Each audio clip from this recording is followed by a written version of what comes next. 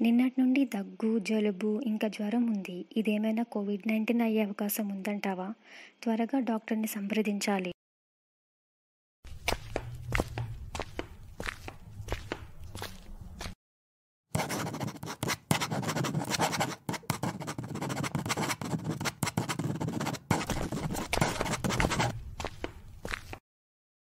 Hello doctor.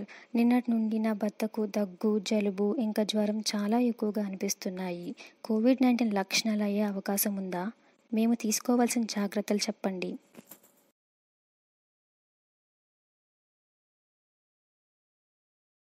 మీ చేతులను alcohol based hand rub లేదా సబ్బుతో క్రమం తప్పకుండా 30 సెకండ్ల పాటు శుభ్రంగా కడగాలి.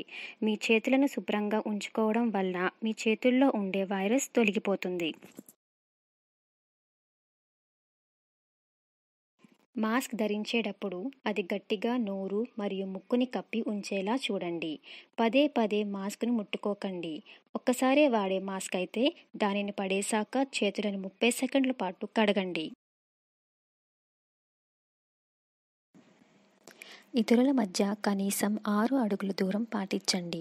ఎవరైనా దగ్గు, తుమ్ము లేదా మాట్లాడేటప్పుడు వారి ముక్కు లేదా నోటి నుండి చిన్న ద్రవ బిందువులు మీ దగ్గరకు వచ్చే అవకాశం ఉంది. కాబట్టి దూరాన్ని పాటిస్తూ కరోనా వైరస్కి దూరంగా ఉండండి. రద్దీగా ఉండే ప్రదేశాలకు వెళ్లడం మానుకోండి. ఎందుకంటే మీరు కోవిడ్-19 ఉన్న వారితో సన్నిహితంగా ఉండే అవకాశం ఉంది. అప్పుడు భౌతిక దూరాన్ని పాటించడం చాలా కష్టమవుతుంది. పదే పదే కళ్ళు, ముక్కు, నోరు రుద్దడం కానీ, తాకడం కానీ చేయకండి. ఎందుకంటే అలా చేయడం వల్ల కరోనా వైరస్ మీ శరీరంలోకి వచ్చే అవకాశం ఉంది.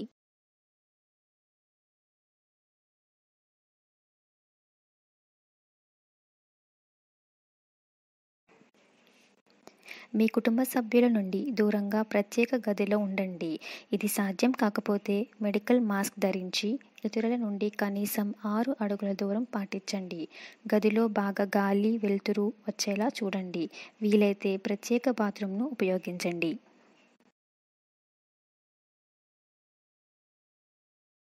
మీరు దగ్గుతున్నప్పుడు లేదా తుమ్ముతున్నప్పుడు మీ మోచేతిని అడ్డంగా పెట్టండి లేదా టిష్యూ పేపర్ దగ్గర పెట్టుకొని మరలా దానిని వాడాక జాగ్రత్తగా బయటపడేయండి. శ్వాస తీసుకోవడం చాలా ఇబ్బందిగా అనిపిస్తే మీ దగ్గరలో ఉన్న వైద్య ఆరోగ్య కేంద్రాన్ని సంప్రదించండి.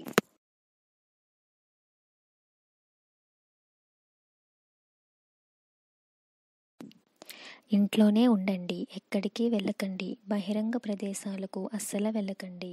ఇంట్లోనే ఉంటూ ఎక్కువగా విశ్రాంతి తీసుకుంటూ పౌష్టికకరమైన ఆహారాన్ని తీసుకోండి.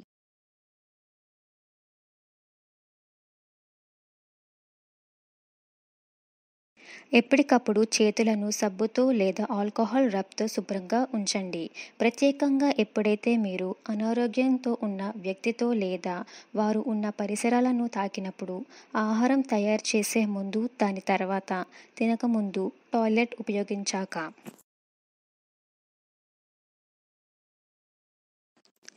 అనారోగ్యంతో ఉన్న వ్యక్తితో ఒకే గదిలో ఉన్నప్పుడు మెడికల్ మాస్క్ ధరించండి.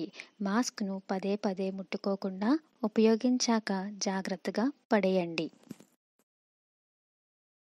ప్రత్యేకంగా అనారోగ్యంగా ఉన్న వ్యక్తి బాగా విశ్రాంతి మరియు బాగా మంచినీళ్ళు ఇంకా పౌష్టికాహారం తీసుకునేలా చూడండి.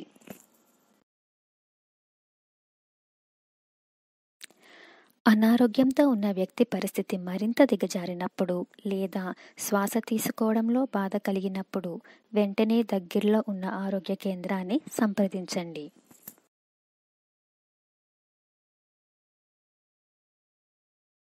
అనారోగ్యంతో ఉన్న వ్యక్తిని తరచుగా తాకిన లేదా ఉపయోగించిన వస్తువులను గుర్తించి వాటిని ఎప్పటికప్పుడు శుభ్రపరచండి. అనారోగ్యంగా ఉన్న వాళ్ళ కోసం ప్రత్యేకంగా కప్పులు, టిఫిన్ ప్లేట్లు, టవళ్ళు ఇంకా బెడ్షీట్లు వాడండి. వాటిని మరలా జాగ్రత్తగా సబ్బుతో కడగండి.